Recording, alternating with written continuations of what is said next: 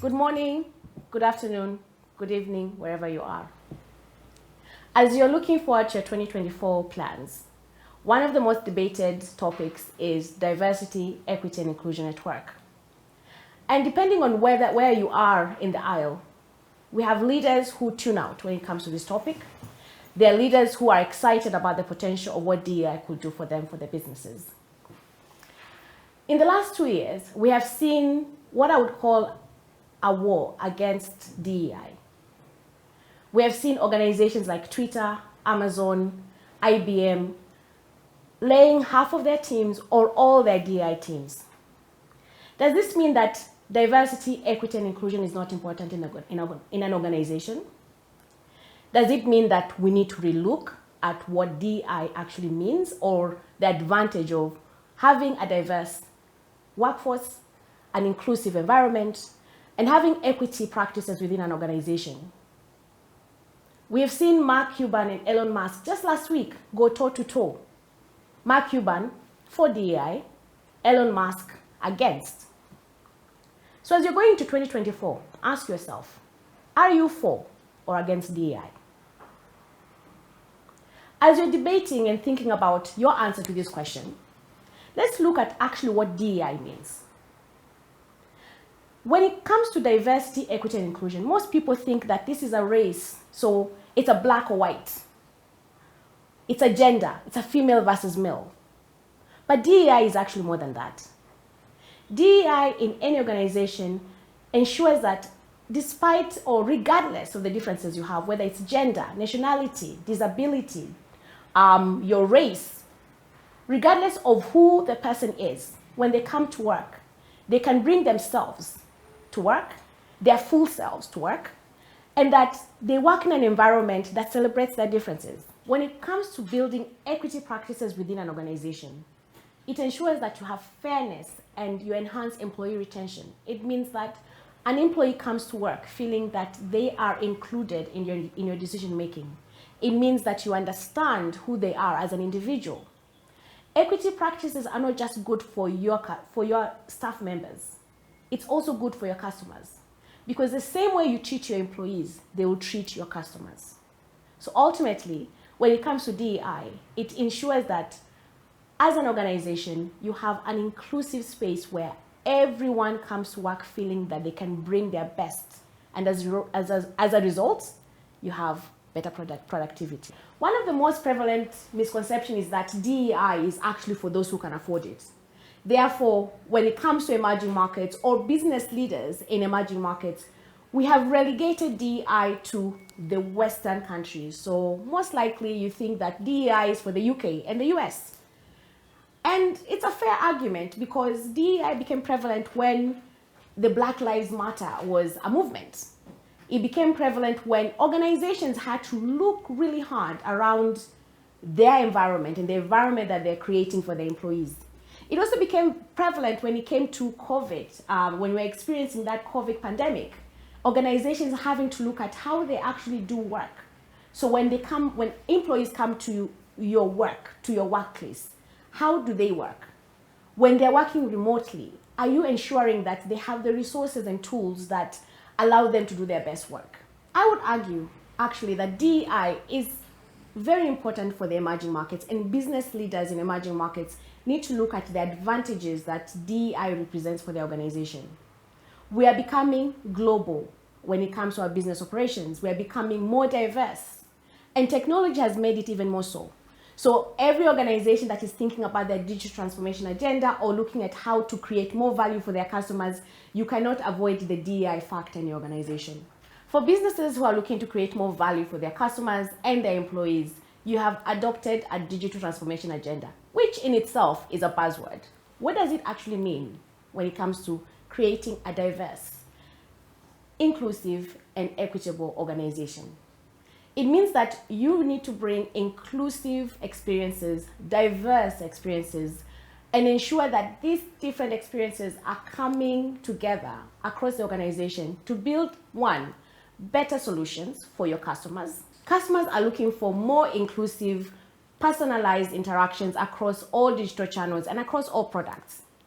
When you look at an organization like MasterCard, when they actually deployed DEI practices, they saw that it was integral to their success when it came to deploying new products, because they were able to take care of their customers' needs across multiple cultures, across multiple countries, and they were able to respond to the needs of the customer faster and better. It means that you are able to make decisions within an organization faster. When you have a diverse workforce, more ideas coming to the table, more innovative ideas come to the table. Therefore, you're able to make your decisions faster across the organization at different business levels. It means that you're agile and adaptable. It means that you are able to adapt to different environments. When it comes to different challenges in the organizations, you're able to respond to different emerging market opportunities. You're able to adapt to different market conditions. And because you have a diverse workforce, because you have an inclusive workforce, because you've been able to bring people at their best, they're able to respond much faster. It means that you also have localized adoption to your solutions. As we are becoming global, as businesses are considering they're essentially global operations, even if you're operating in one country, you have to consider that you have different cultural nuances, you have different needs for your customers that are emerging at any given point. So when you have an inclusive, diverse workforce that understands your customers, that understands the cultural nuances, you're able to respond to the needs of your customers, you're able to respond to these nuances and deploy them within your products or your services much faster, and as a result becomes a competitive advantage for you. Ultimately, as an organization, your job is to deliver value to your stakeholders, whether that be your customers, whether that be your investors, or it could also be your employees.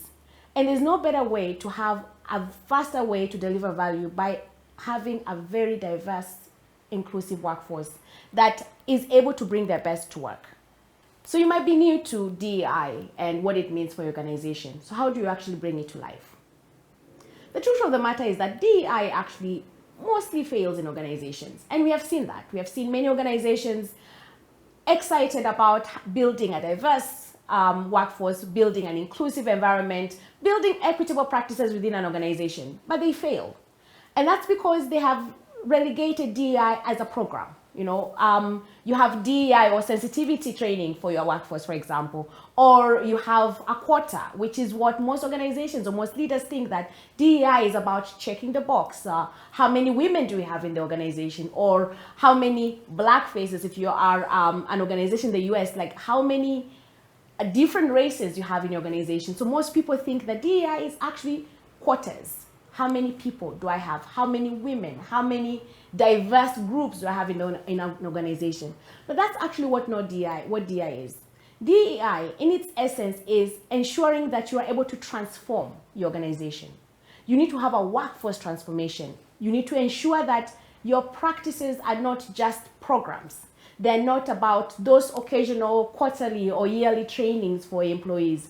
It's not about having a ramp or when you're looking at the disability and how do you actually have an inclusive workforce that allows people with disability to come to work. So most people might think, I need to build a ramp that make sure that the office is accessible. But that's actually not DEI. It's one of the things that you can do, but it actually doesn't make your DEI program become successful. So how do you build a successful program? The most crucial part is actually leadership commitment. If, as a leader, you're not committed to embedding DEI within an organization, where it's not just a program, it's not just a policy, that actually you are looking at how do we build a diverse workforce that brings the best of what the world has to offer to the table, that is able to bring diverse ideas to the table, that is able to bring different cultural nuances to the table when it comes to the workforce. How do you build an inclusive environment that if you've hired a diverse workforce, that you actually bring an inclusive environment that actually counters and looks at what these different groups need within the organization. When it comes to equity, you're looking at the person. What does the person need? Because we don't all learn the same way. We don't all work the same way. There are some people who are morning people. Therefore, you won't get the best in the mornings. There are people who are night owls, so you probably get their best when it's at night. So how do you consider different work styles within an organization? And that means that you have to look at DEI holistically. And you as a leader have to be committed to actually doing the work. The second thing is actually making sure that your goals for DEI are very clear. Different organizations need diversity, equity, and inclusion strategy for different reasons. There are some who are looking to broaden their offerings, their product offerings. They therefore need to hire more people across different countries. So therefore, you cannot leave DEI as a HR policy or leave it to only HR. You need to look at the ways of working for your employees. You need to ensure that as you're looking at work and the way work is done, you're thinking about the different individuals who are actually coming to work for you. Another way of ensuring that you have DEI practices or a good DEI strategy is actually having inclusive digital platforms, because we have become more and more digital, but not forgetting that also you have to consider offline. How do actually your teams work when they're not online? You have to consider data. Data is becoming a very important part of our ways of working. So you have to use data to help you guide you in making the right goals. So when you look at your data as an organization, what does the data actually tell you? When you look at the data for how your products or your services are being adopted by your customers, what does that data actually tell you? And by using data, you remove essentially bias in your decision making. And the other thing is looking at the tech that you're using. Does the tech that you're using, especially when you're looking at AI has become a buzzword, but there's bias within AI. So how do you remove bias when you adopt new technology tools, when you're adopting new ways of working for your teams? How are you looking at the element of bias and then actually removing or looking to work very hard to put practices in place that remove bias in the workplace? So these are some of the ways that you can actually practically look at DEI within your organization.